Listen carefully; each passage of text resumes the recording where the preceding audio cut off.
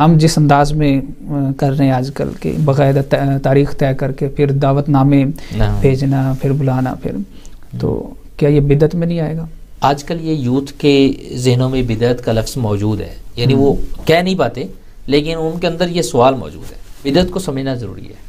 بدعت کا معنی ہے نئی چیز، یہ اس کا لغوی معنی ہے، لٹرل اس کو میننگ اگر لیں تو۔ اور جو نبی کریم صلی اللہ علیہ وسلم کی حدیث ہے نا، من احدث فی امرنا ما لیس منہ فہو رد، اس حدیث کو بھی لوگ بیان کرتے ہیں کہ جس نے نئی چیز ایجاد کی ہمارے اس دین کے اندر تو وہ مردود ہے۔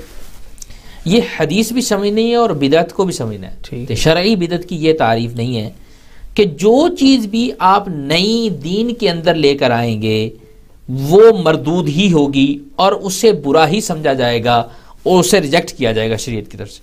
یہ تعریف نہیں ہے۔ صحیح تعریف اصل بدعت کی یہ ہے وہ نئی چیز دین کے اندر لے کر آئیں جس سے دین کی ضد یا دین کی مخالفت ہوتی ہو یا دین کے جو مسلمہ اصول ہے ان کا رد ہوتا ہو، وہ چیز بدعت ہے اور اسے بدعت سجیہ کہا جاتا ہے، اور وہ اصل بدعت ہی وہ ہوتی ہے، شرعی بدعت ہی وہی ہوتی ہے۔ یہ کہاں سے نکلا ہے جو میں نے تعریف کی؟ اب نبی کریم صلی اللہ علیہ وسلم کسی حدیث کو لے لیں، من احدث فی امرنا، جس نے ہمارے دین کے اندر کوئی چیز ایجاد کی، ما لیس منہ، جو اس سے نہیں ہے، یعنی اس کی قسم سے نہیں۔ اچھا اس کی قسم سے نہیں تو کیا مطلب ہے؟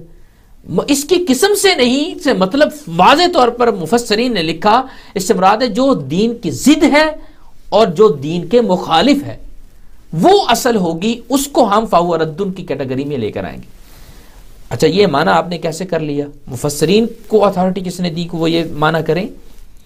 اس لیے اتھارٹی تھی کیونکہ اس پر حدیث موجود ہے۔ اگر یہ آپ ترجمہ نہیں کرتے تو پھر اس حدیث کا جواب دے گا، من سن فی الاسلام سنتا حسنہ فعمل بها بعدہ، جس نے اسلام میں اچھا طریقہ ایجاد کیا۔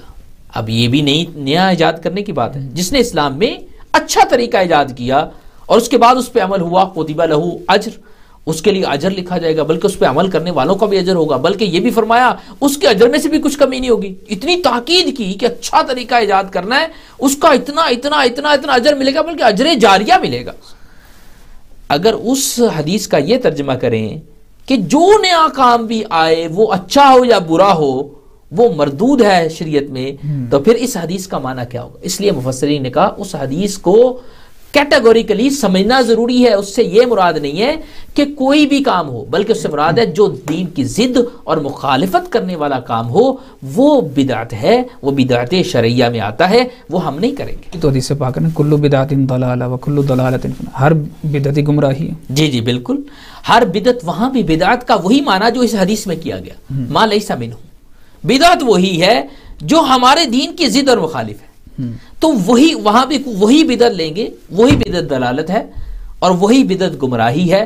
یعنی بدعت کا خاص وہ معنی جو میرے نبی کریم صلی اللہ علیہ وسلم کی مراد ہے وہی لینا پڑے گا۔ اگر بدعت کا معنی آپ کریں گے، اس دور کے محققین کریں گے، تو پھر بہت سی احادیث کو جٹلانا پڑے گا جو احادیث اور سند صحیح کے ساتھ موجود ہے۔ اب یہ بات ثابت ہو گئی کہ بدعت وہ ہوتی ہے جو دین کی مخالفت والی چیز ہوتی ہے۔ میں کہتا ہوں اب مجھے یہ بات آپ ثابت کر دیں، میلاد منانا جس میں ہم تلاوت قرآن کرتے ہیں، جس سے ہم یوتھ کی اصلاح کرتے ہیں، ہم احادیث ان کو سناتے ہیں، کوئی سارا سال وہ سن نہیں پاتے، ہم اسے خاص موقع پر بلا کے سناتے ہیں، جس میں ہم محفل کرتے ہیں، جس میں ہم اچھے کام کرواتے ہیں کہ اگر ہم نہیں کروائیں گے تو ڈیفینیٹلی یہ موبائل اسے کہیں نہ کہیں گناہ میں مبتلا کرے گئی، ہم گناہوں سے بچا کر مسجد میں لا کر ان کی اصلاح کرنے کی کوشش کرتے ہیں اور احادیث ہی سناتے ہیں۔